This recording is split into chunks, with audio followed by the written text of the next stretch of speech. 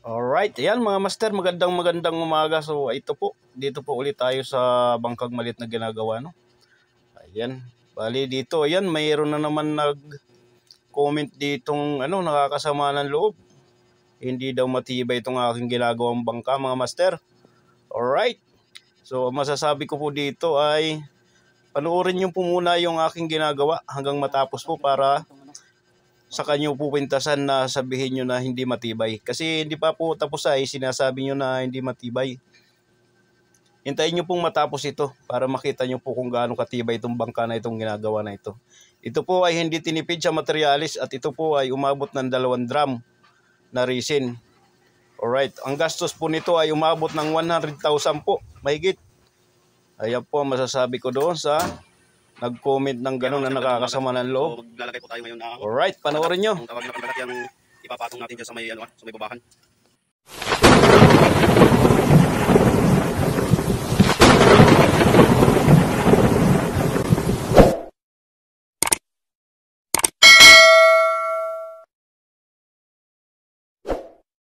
Alright, tapos ayusin na natin ito. Itong na ito. Ayan. So, bali, ito ay ating pang lalagyan ng ano. Ito yung sinasabi kong lalagyan natin pandagat ito. So, tataasan pa rin natin ito. Yung taas ng parka natin mga master ay 24. Tapos tataas pa tayo ng size. Ayan, bali, ano na yan. 24, size. Halos 30. Ayan. Magiging 30 yung taas nito.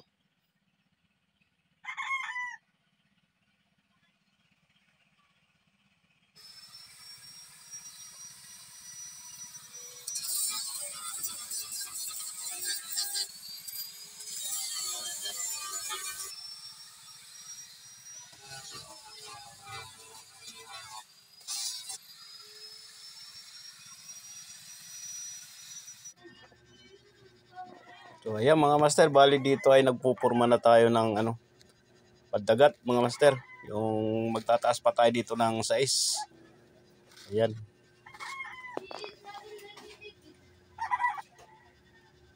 So panoorin nyo po ito hanggang sa matapos po ito kung gaano po ito kaganda. Mas maganda po ito, mas matibay. Ayan po ang sinisigurado ko po. Alright. Ayan, kung saan taga-saan man po kayo, yung mga nag-comment ng ganyan. So ayan, manood po kayo. Baka may matutunan kayo sa akin. Alam ko kayo, mas magaling kayo sa akin. Pero panoorin nyo yung aking paggagawa. Baka makakuha kayo ng diskarte sa akin. Tignan nyo kung gaano kaganda, kung gaano katatag ito. Hanggang matapos po ito, makikita ninyo ang forma ng bangka kung gaano kaganda. Ito po ay wala po akong ginayahan. Ito po ay gawa lang po ito ng isip ko. Yung nasa isip ko lang po ang aking ginagawa. Alright. Wala tayong kinopyahan mga master. So kung ano nasa isip ko, kung anong forma niya, ayun ang aking ginagawa dito. Ayan.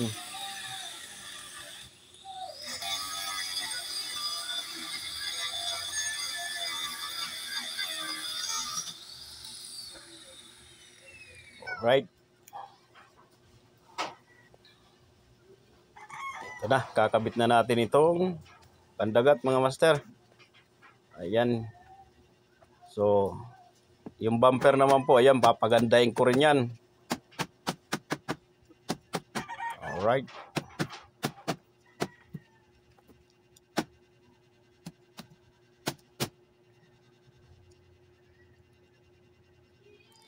Ngayon lang kayo makakita ang bangka na napakaganda. Kakaiba ito sa ibang mga bangkang gawa dyan.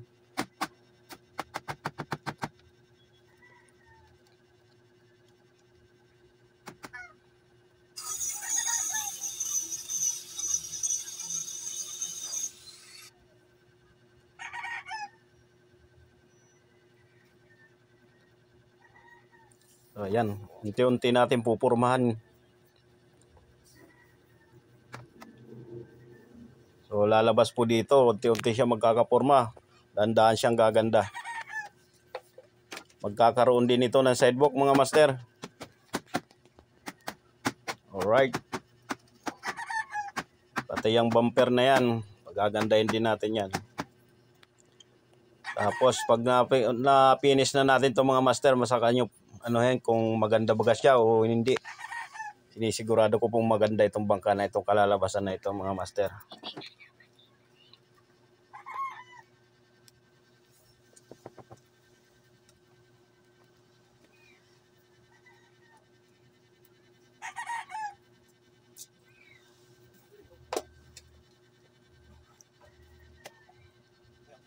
Pag atin na siya na kumpleto, yung kulay, yung pintura, ayan, lalabas na yung kanyang kapugian.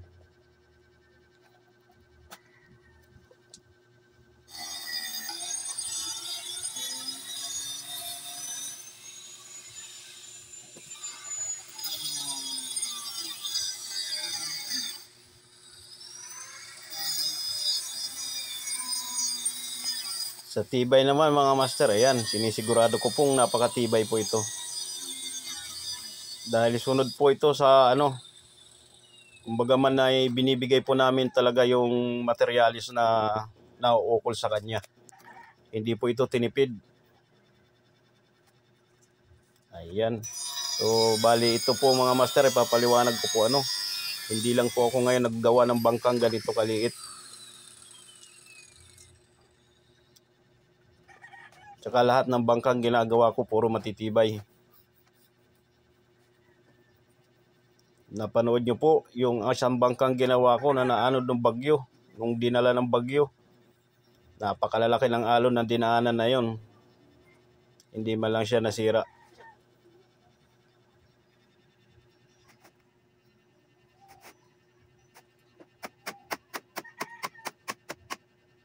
Alright.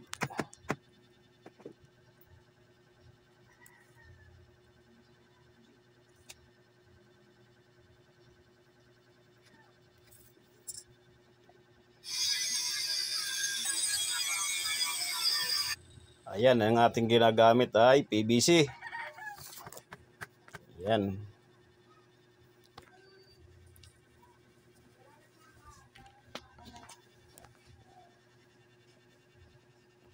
So wala po tayong pong kahoy dito Ayan, PVC. Yung mga ligasyon niya ay purong fiber din.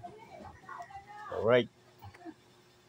Pasensya na kayo mga master, ito hindi ko lang napakita sa inyo yung pagbubuo ko nito noon kasi hindi pa ako nagbablog noon, hindi pa ako nagbibideo, wala pa akong sa pagbablog na yan. So ngayon lang po ako nakapag-isip ng ganito, mag-vlog ako ng aking ginagawa. Alright.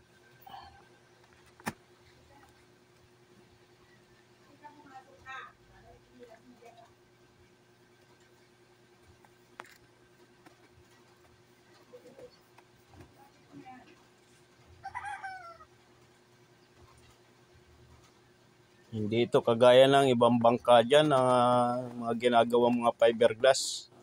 Yan, na mga pinamimigay. So hindi po ito, malaki pong pinagkaiba po nito. Dahil ito po ay ginastusan po talaga ng may-ari.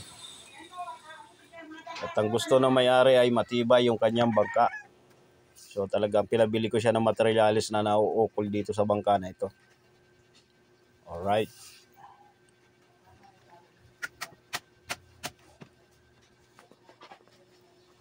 So nandito pa lang po tayo sa episode 2 mga master. Medyo mahaba-haba po ito bago matapos ito.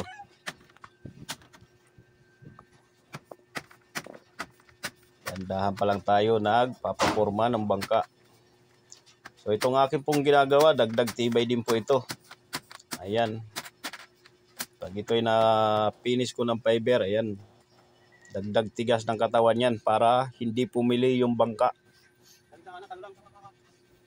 Lalo pag nailagay ko na yung kanyang sidewalk. Tapos yung bumper, double.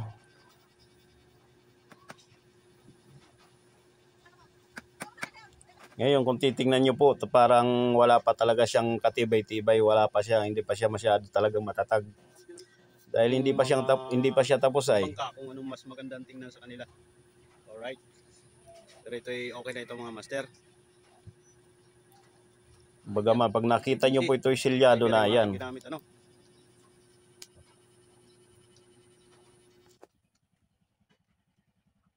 Ayan, unti-unti na siya nagwapo. So dito na lang sa unahan, maglalagay tayo ng sumpang dyan.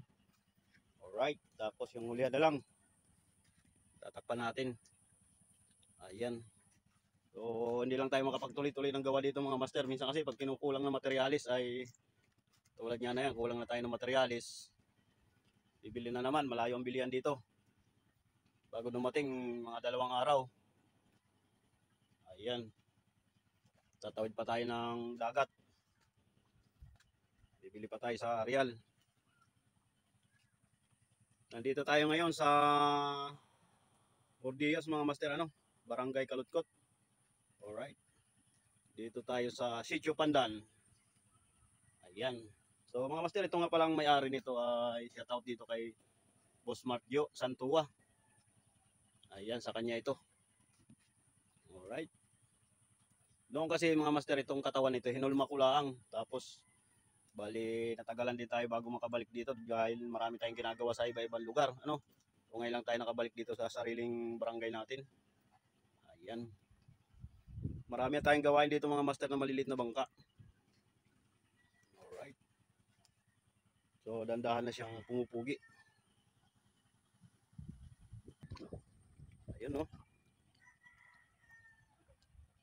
Tapos dito sa ulian, ayan, pupurbahan pa rin natin to para gumanda yung tingnan yung ulian. Tapos yung bumper, tingnan natin kung gagwapo siya tingnan pag i-double bumper natin siya, Isilipin pa rin natin, magtatry pa rin tayo ng double bumper kung maganda siya ang tingnan.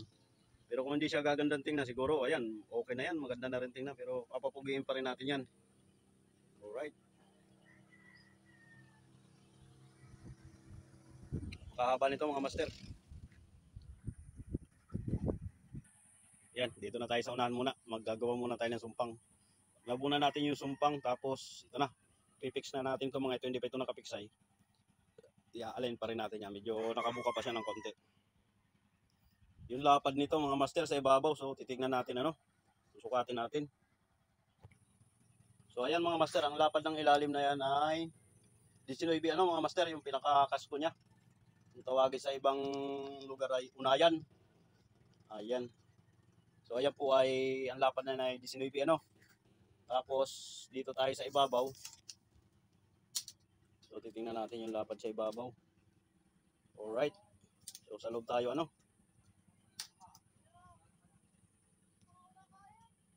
Ayan mga master. 42. Yung buka niya sa ibabaw. 42. Ayun Ayan yung kanyang sintro mga master, 42. Alright, ayan yung lapad niya. Ayan, pag-fix na natin yung mga PVC na yan nasa unahan ng bumper na yan, hindi pa nakapix yan. So akin pa lang, kalalagay ko pa lang yan. So pupurma muna natin lahat ito mga master bago tayo magtutuloy-tuloy uli ng pagpa-fiber. Ayan, lalagyan muna natin siya ng mga forma para diretso na yung fiber. Alright.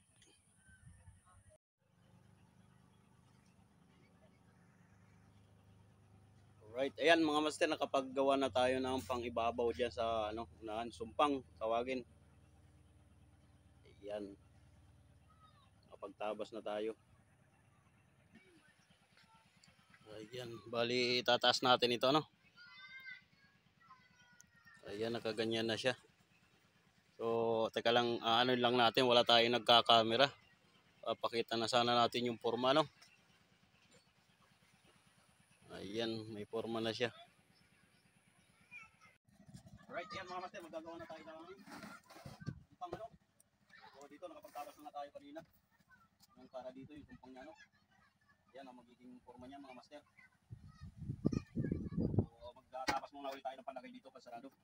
Ito po ay sarado na. Gagawin na natin itong vacuum. Sarado lahat yan. Yan ang pinaka-vacuum niya. Alright.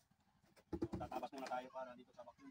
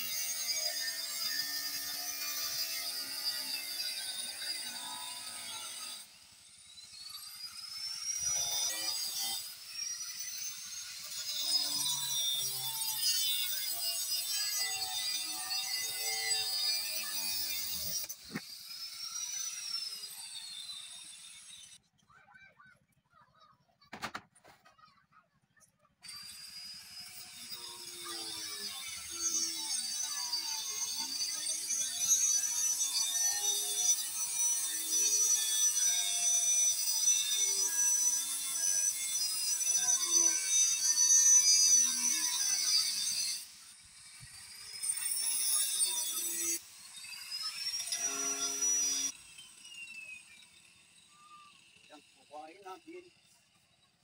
Kuhain natin yung lapad nito, ano? Ayan. Yung lapad niya, 32 inihap dito. Babaw. Ilalim, kukuhain din po natin. So, kukuha tayo dyan sa ilalim ng right.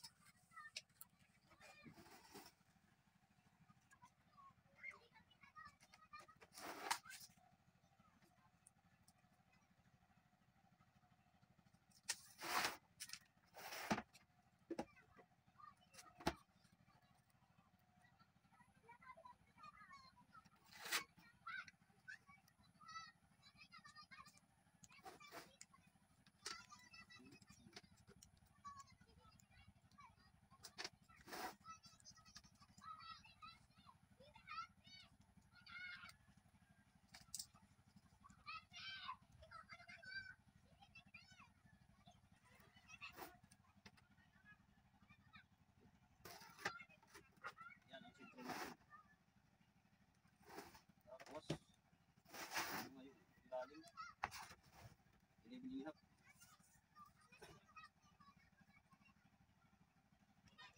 So, 6 and 1/4. Right.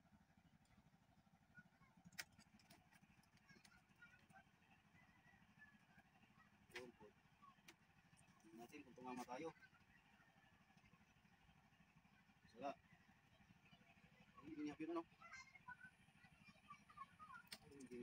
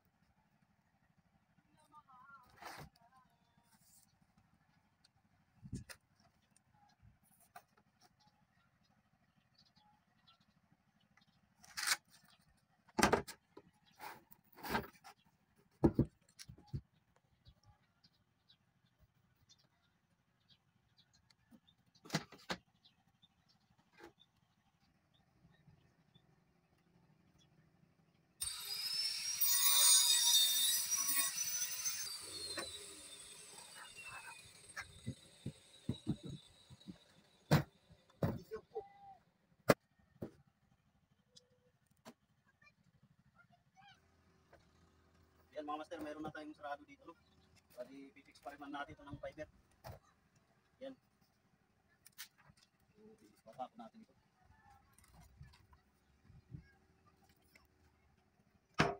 Gagawa na lang tayo ng ano, para dito. Yan. Tapos fiber na yan. Alright. Ganyan mga master.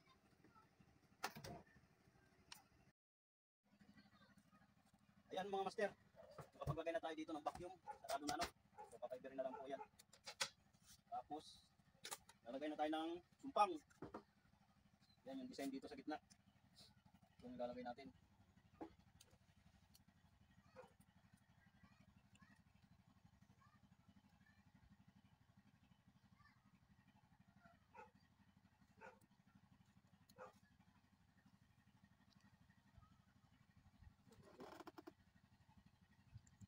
Yan yung kanyang sumpang mga master.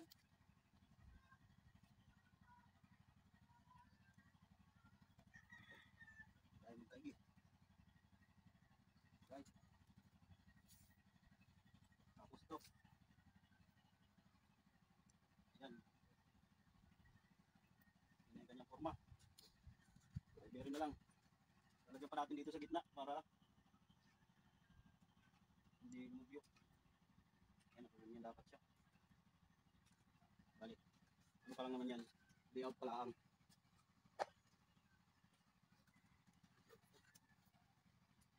Hanggang saan, hanggang kailan. Yun, pwede ito dito.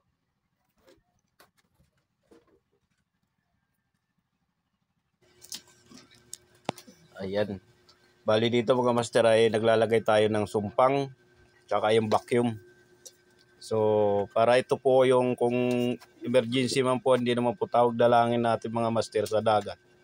Talagang ang dagat po ay talagang walang titibay-tibay sa dagat. Talagang pag kinuha ka ng dagat talagang lubog. So ito po ang aking ginagawa dito ay protection po sa bangka para kung sakasakali naman po ay mapupuno yung bangka ng tubig, hindi po siya lulubog dire-diretso sa ilalim dahil naggagawa po ako ng vacuum. Ayan. So yung unahan po, gagawin po natin vacuum yan. At saka yung kasko rin, magagawa din tayo dyan ng vacuum. Kasi sa amin po, doon sa Kalutkot, may lumubog na po bangka na fiber. So ayun po ay diretso po talaga sa ilalim. Hindi na po nakuha yung bangka. Ito naman po ay pag napuno po ng tubig ito, hindi po ito didiretso sa ilalim. At mayroon siyang vacuum. Alright.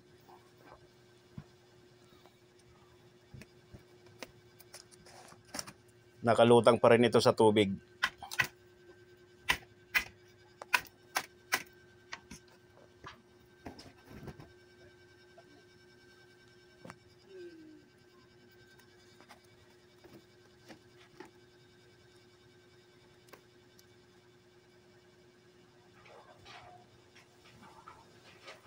Yan mga master. Yan na yung forma niya, no? Yan, pantay na siya. Hindi na siya yung ganun. Kasi hindi natin maiwasan. Minsan pag tayo kargado, tas aabutin tayo ng malalaking alon. Ayan, diyan nagkakaroon ng lubugan. Katulad ng lumubog sa abig, kargado siya. Madami siya pangarga. Tapos sinabot siya ng lakas. Ayun, napuno yung bangka niya, lumubog siya. Ito naman, miski mapuno ito ng tubig yung bangka na ito, hindi siya didiretso sa ilalim kasi may vacuum siya. Nakalutang pa rin yan. Yung ginawa kasi nila, walang vacuum. Hindi naman talaga totally na nasira yung bangka nila. Talagang pinasok lang sila ng tubig simula dyan sa ibabaw. Dahil malalaking alon, tapos kargado sila. Alright.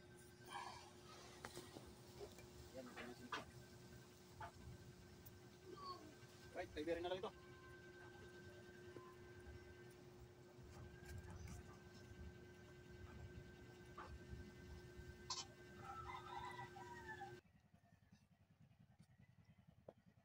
Mga master lang, sumpang, bumper.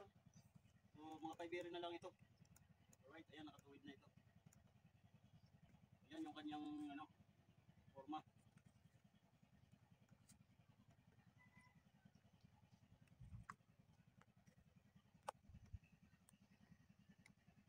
Tingnan mo yung forma. Alright, ayan mga master. So, tapos na ang ating paglalagay ng forma ng sumpang. So, andito yung may-ari ng bangka, si Boss Masjo. Ayan, kinukuhanan natin siya ng ano kung maganda baga. So, sa palagay niya kung maganda. Siya yung nagpapagawa ay. So, ipupulid na lang po natin ng ano yan, ng fiber. Hindi pa siya nakapix talaga ng fiber, pinormal lang natin. Tapos dito naman sa hulihan, ito naman bago natin takpan itong hulihan, kailangan may muntahin na siya. Para hindi tayo mahirapan pagpa-fiber sa muntahe. Alright, kasi papiberin din natin itong muntahe na ito. Ayan, dapat may muntahe muna siya bago magtakip dito sa hulihan.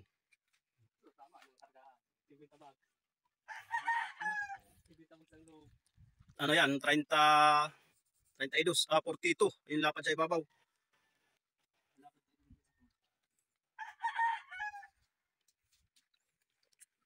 Maghihintay na lang tayo ng chemical.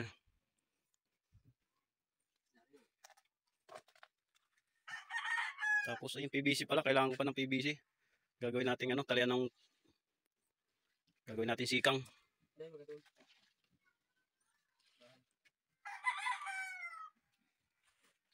Alright na ito.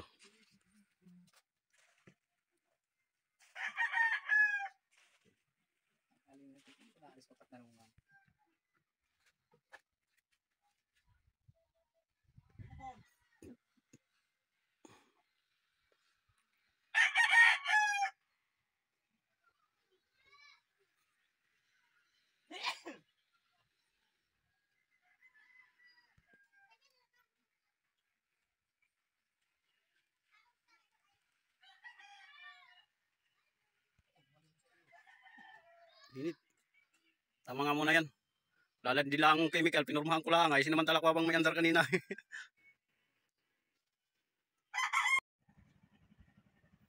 Ayan mga master. Bali, babalutin na natin itong babahan.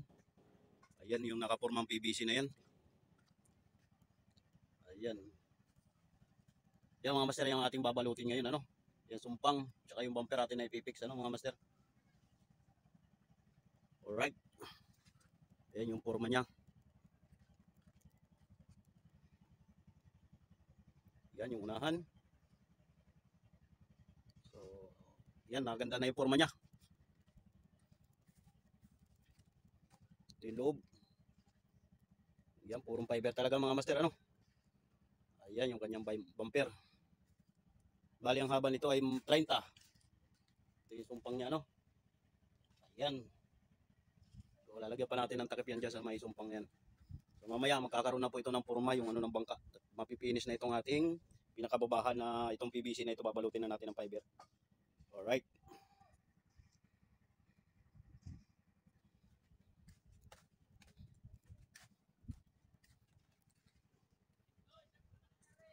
Ayan, shout out dito sa may-ari. Ayan, si Boss Martyo. Medyo malikot, wala tayong tripod. Alright.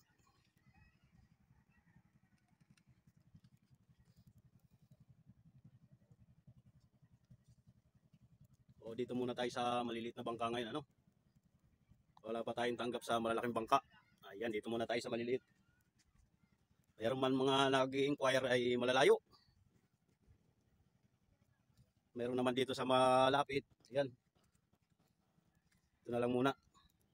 Dito muna tayo sa malalapit kahit maliliit. Ayan. Ayan mga master, fiber din yan. Ayan, kamukha niyan nito. Pero mahaba itong ating ginagawa ngayon. Isa lang ang gumawa na yun. Ako pa rin ang gumawa niyan.